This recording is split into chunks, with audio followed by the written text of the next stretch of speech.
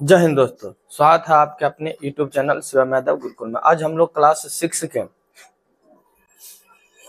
सरल गणित से चैप्टर 2 का एक्सरसाइज 2 का ए पढ़ने वाले हैं। तो जितने भी स्टूडेंट क्लास 6 के हैं वो सभी स्टूडेंट इस वीडियो को जरूर देखेगा और वीडियो अच्छा लगता है तो शेयर भी कीजिएगा और चैनल को सब्सक्राइब भी कीजिएगा। चलिए, प्रथम क्वेश्चन करा, निम्नलिखित संख्याओं को पूर्ववर्ती लिखे।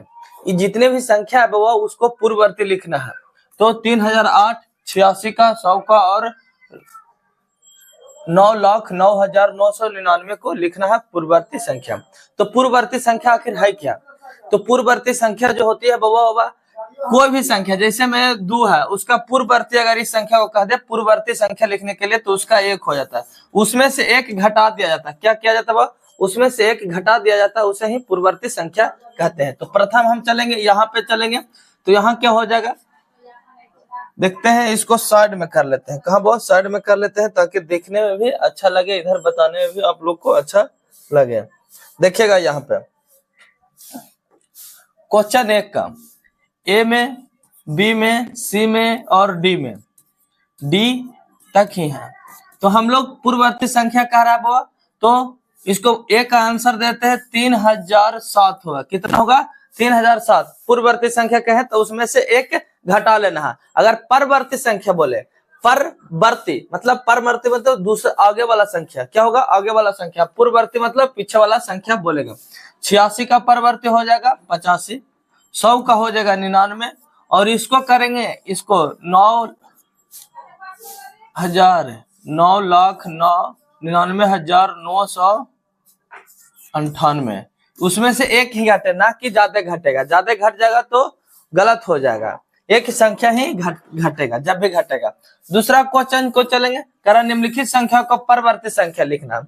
ये जितने भी संख्या है बाबा उसको परवर्ती संख्या उसे कहते हैं वो जिसको हम आगे उसमें 1 जोड़ दिया जाते हैं। पूर्ववर्ती संख्या में हम लोग देखें कि 1 घटा दिए थे, लेकिन परवर्ती संख्या में हम लोग देखेंगे इसमें 1 जोड़ेंगे। क्या करेंगे वो? इसमें 1 जोड़ेंगे। तो चलते हैं हम इसको मिटार करके यहाँ पे आगे दूसरा क्वेश्चन का भी आंसर देते हैं। क्या कहता है जो देखिएगा, A B C D answer यहाँ पे हम लोग देंगे। क्वेश्चन यहाँ पे है बाबा और आपका बुक में भी होगा, चलेगा। यहाँ पे करेंगे 899 में 1 जोड़ देंगे तो कितना हो जाएगा? तो इसमें 1 जोड़ देंगे तो हो जाएगा, देखिएगा 1 जोड़ला पर हो जाएगा 009, 900। कितना होगा? 900। यहाँ चलेंगे 0 में 1 जोड़ेंगे तो 1 होगा वो, 0 प्लस 1 करेंगे तो 1 ही होगा।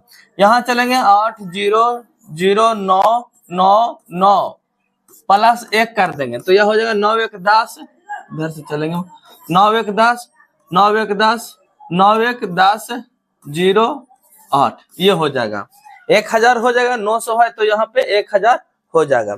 आगे चलेंगे बाबा क्वेश्चन नंबर डी में। डी क्या कहता है? कह रहा है 4,45,187 में 1 जोड़ देंगे बाबा। 1 जोड़ला पर कितना हो जाएगा जो देखेगा, 7 1 8, 8 8 5 4, ये आंसर हो जाएगा। तो आप लोगों को अच्छे तरीके से समझ में आ रहा होगा, पूर्ववर्ती और परवर्ती संख्या समझ में आ गया होगा। अब चलेंगे क्वेश्चन नंबर तीसरा क्वेश्चन क्या कहता है?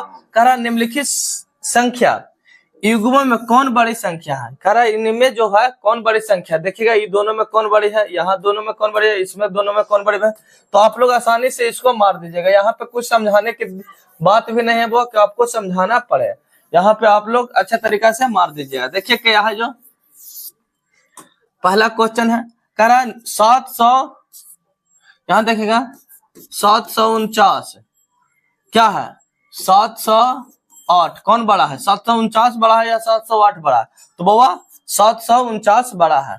तो हम यहाँ पे इस तरीका के साइन देंगे। यहाँ पे देखेंगे 850 680 तो कौन बड़ा है? ये वाला बड़ा है। यहाँ चलेंगे, हम लोग जानते हैं ये सैमल का चिन्ह समझते हैं। इधर जो होगा छोटा होगा और इधर जो होगा वह बड़ा होगा। क्या होगा बाबा? बड़ा संख्या लिखाएगा।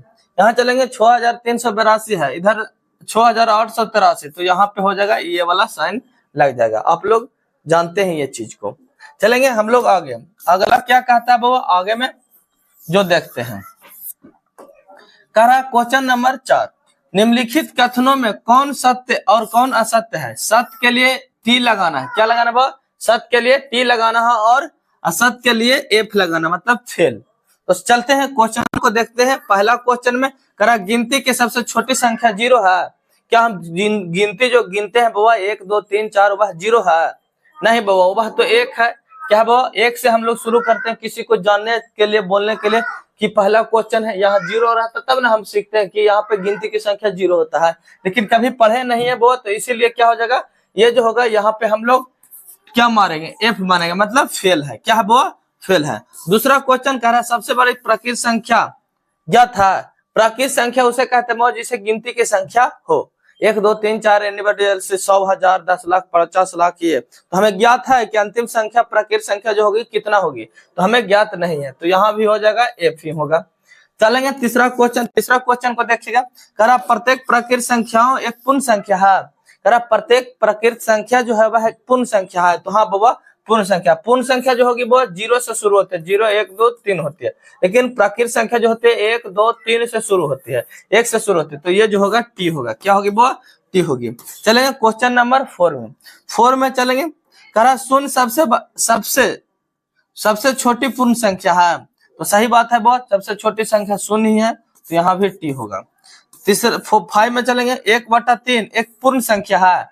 क्या 1/3 जो है एक पूर्ण संख्या है बुआ? नहीं, ये क्या है? प्राकृत संख्या है। क्या है? सॉरी, ये जो है परिमेय संख्या। क्या बुआ? परिमेय संख्या कह लीजिए, वो है, क्योंकि ये जो है कटेगा नहीं। क्या बुआ? कटेगा नहीं, तो ये पूर्ण संख्या ना। पूर्ण संख्या 1 2 3, उसमें एक प्राकृत संख्या में अगर 0 लगा दिया जाए तो वह एक पूर्ण संख्या बन जाता है। आगे चलेंगे हम लोग, अगला क्वेश्चन को देखेंगे। क्वेश्चन नंबर, यहां देखिएगा क्वेश्चन नंबर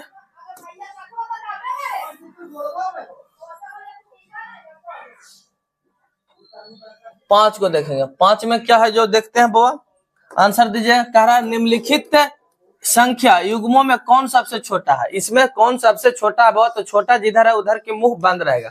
तो हम लोग देखते हैं 876 छोटा है या तो 987। तो देखेगा ये छोटा है, ये वाला संख्या छोटा है। यहाँ चलेंगे 438 छोटा है या 5987। तो बाबा ये जो है छोटा है, ये वाला सैमल लगेगा। कौन वाला? ये वाला सैमल लगेगा। यहाँ चलेंगे 40 छोटा है या 70 छोटा है। तो बाबा 40 जो है हर हमेशा छोटा होता है, तो ये वाला होगा। क्या वाला? ये वाला बड़ा होगा। चलेंगे क्वेश्चन नंबर 6 में। छठा क्वेश्चन क्या कर रहा है? एक कितना है? 10,999 के बाद 3 प्राकृत संख्या लिखे। इसके बाद, पहले नहीं वो बाद कह रहा है। तो देखेंगे यहाँ पे 10,999 के बाद प्राकृत संख्या, तो पहले शुरू कीजिए, इसमें 1 जोड़िए। 3 प्राकृत संख्या कह रहा है तो 1 जोड़ेंगे, फिर चलेंगे 10,999 में 2 जोड़ेंगे, फिर 10,999 में 3 जोड़ेंगे। जोड़ दिए। अब यहाँ जोड़ेंगे तो 9 1 10, 9 1 10 बच्चे होता, 9 1 10, और यहाँ इतना होगा 11,000 हो जाएगा। यहाँ चलेंगे 2 जोड़ेंगे, 9 2 11 होगा, 9 1 10 होगा, 9 1 10 होगा, 1 होगा, इतना होगा। यहाँ चलेंगे तो 11,002 होगा। कितना होगा? 11,002 होगा। 3 प्राकृत संख्या हमें कह रहा था, प्राकृत संख्या, तो हम 3 प्राकृत संख्या को यहाँ पे लिख दिए हैं। चलेंगे अगला क्वेश्चन नंबर 7 को देखेंगे। आप लोग आसानी से इस सभी क्वेश्चनों को आसान तरीका से बना सकते हैं, बहुत ही आसान है बाबा, भारी भी नहीं है। चलेंगे क्वेश्चन नंबर 7 कह रहा है इतना के ठीक पहले वाली पूर्ण संख्या दिखाएं। इतने के ठीक पहली वाली पूर्ण संख्या दिखाने के लिए बराबर, पूर्ण संख्या 0 से शुरू होता है, लेकिन प्राकृत संख्या की तरह ही होता है। तो 10,001 है। कितना है? 10,001 में 1 घटा लीजिए। कह रहा है 3 पूर्ण संख्या, पहले वाले 3 बोल रहा है, तो पहले शुरू 1 घटाइए, फिर इसमें 2 घटाएंगे, यहाँ पे 2 घटाएंगे, फिर इसमें 3 घटाएंगे। घटाते हैं, इसमें घटाइला के बाद कितना हो जाएगा? तो हो जाएगा 0 0 0 0 0 1, 4 को यहाँ घटाएंगे तो कितना हो जाएगा? 2 घटाएंगे तो 9 9 2 11, 9 9 9 9 दो गो एक और 9 होगा, इतना हो जाएगा। कितना हो जाएगा बुआ? इतना होगा। इसके बदले तो एक ही 9 होगा बुआ, इसमें घटाएंगे तो इसे घटाइएगा इतना में 2 को, तो ये नहीं घटेगा। इससे 5 चलेगा, ये इससे तो ये खत्म ना हो जाएगा। तो यहाँ 9 इधर चलेंगे, 9 9 9 9 4 गो 9 होना चाहिए, 4 गो 9 होगा। यहाँ चलेंगे 3 घटाना है बाबा, कितना घटाना है? 3। तो 11 में से 3 घटाना तो 8 3 11, 8 9 9 9, इतने ही आंसर होगा। तो आप लोग देख लीजिएगा, अपने तरीका से बना लीजिएगा भी। ये किसी चीज के लिए ये नहीं है कि ये नहीं आता है, बस इसमें दिमाग का खेल है बहुत थोड़ा सा। 8वां क्वेश्चन चलेंगे। कारण निम्नलिखित संख्या युग्मों में कौन बड़ी और कौन छोटी संख्या है? कौन बड़ी संख्या और कौन छोटी संख्या है? तो हम लोग यहाँ फिर से वही सेमल के काम करेंगे जो ई सेमल होगा। इधर जो होगा बड़ा होगा बाबा, और इधर जो होगा छोटा होगा। तो इधर होगा छोटा, इधर बड़ा। तो यही सेमल हम यहाँ देते हैं। 339 303 539 और 503 में कौन छोटा है बाबा? देखिए ये छोटा है, तो ये वाला सेमल होगा।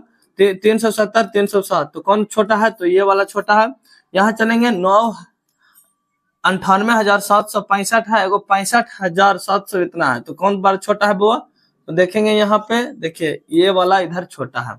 यहाँ चलेंगे तो 1 दहाई सैकड़ा हजार 10,000 लाख 10 लाख करोड़। 1 करोड़ कितना है? 23,001 है। यहाँ चलेंगे 1 दहाई सैकड़ा हजार 10,000 लाख 10 लाख करोड़ 9 करोड़, तो ये वाला हो जाएगा, इधर वाला साइन लग रहा है। तो आप लोग 1 दहाई जानते हैं, तो बड़ा छोटा करना कोई बड़ा बात नहीं है। चलेंगे हम लोग लास्ट क्वेश्चन में बाबा। सत्य और असत्य यहाँ पे देना है, सत्य असत्य को देना है बाबा। देखेंगे ए में करा सभी प्राकृत संख्या पूर्ण संख्या है। जितने भी प्राकृत संख्या 1 2 3 4 5 6 है वह क्या पूर्ण संख्या है बाबा? तो हाँ बाबा, ये जो होगा सत्य होगा। क्या होगा बाबा? सत्य होगी। जितने भी प्राकृत संख्या होगी बाबा वह एक पूर्ण संख्या के अंतर्गत आता है। क्या आता है बाबा? पूर्ण संख्या के अंतर्गत आता है। यह जो होगी सत्य होगी। आगे चलेंगे क्वेश्चन नंबर बी में। कह रहा है 400 संख्या 339 का पूर्ववर्ती है। पूर्व मतलब पीछे वाला संख्या है बाबा। तो 400 देखेंगे यहाँ पे, समझिएगा एक क्वेश्चन है बहुत ही लाजवाब है। यहाँ थोड़ा सा क्वेश्चन घुला के पूछा हुआ है। क्या हुआ? क्वेश्चन घुला करके आपसे पूछा हुआ है। तो यहाँ पे आप लोग सत्य पहले शुरू कर लिए, सत्य। दूसरा में सॉरी, यहाँ पे नहीं चलेगा, यहाँ पे सत्य होगा, सत्य। दूसरा क्वेश्चन यह है, कह रहा है 400 जो है संख्या 399, कह रहा है 400 जो संख्या है, 400 जो है वह 399 का पूर्ववर्ती है। नहीं वो परवर्ती है। 400 जो है परवर्ती है, तो यह जो होगा असत्य होगा। क्या होगी बुआ? असत्य होगी। तो यहाँ असत्य हम लोग लिखेंगे। यहाँ चलेंगे 600 जो है संख्या 599 का परवर्ती है, तो सत्य है। क्या बुआ? सत्य है। सही बात है। 599 का 1 जोड़ देंगे तो 600 हो जाएगा। चलेंगे डी में। कह रहा है एक सबसे छोटी पूर्ण संख्या है। क्या पूर्ण संख्या सबसे छोटी संख्या एक पूर्ण संख्या? नहीं बाबा, पूर्ण संख्या जो होगी 0 सबसे छोटी संख्या। यहाँ पे असत्य होगी, असत्य होगा। आगे चलेंगे ई में। कह रहा 2 अंकों की संख्या का परवर्ती सदैव 2 अंकों की संख्या होती है। यहाँ पे समझिएगा 2 अंकों मतलब 10 के परवर्ती सॉरी 99 लीजिए। कितना लीजिए? 99। परवर्ती सदैव 2 अंकों वाली संख्या ही रहती है। नहीं बाबा, 99 का परवर्ती कहे तो 100 हो सकता है कि नहीं? तो ये भी असत्य होगा, असत्य होगा। क्या होगी वो? असत्य होगी। एफ में चलेंगे। पूर्ण संख्या 0 का कोई पूर्ववर्ती नहीं होता है। कह रहा है पूर्ण संख्या 0 का कोई पूर्ववर्ती नहीं होगा। 0 को कोई संख्या पूर्ववर्ती होता है बाबा? नहीं होता है। तो यहाँ पे हम लोग लिखेंगे नहीं, सॉरी असत्य, सत्य लिखेंगे। सत्य सही बात है बाबा। 0 के पीछे कोई भी संख्या है ही नहीं। क्या है बाबा? 0 के पीछे कोई भी संख्या है ही नहीं। पूर्ण संख्या 0 का कोई पूर्ववर्ती नहीं होता है। तो हाँ बाबा सत्य है। क्या है बाबा? सत्य है। तो आप लोगों को हमारा वीडियो कैसा लगा? अगर अच्छा लगा हो तो शेयर कीजिएगा और चैनल को सब्सक्राइब कीजिएगा। जय हिंद, जय भारत।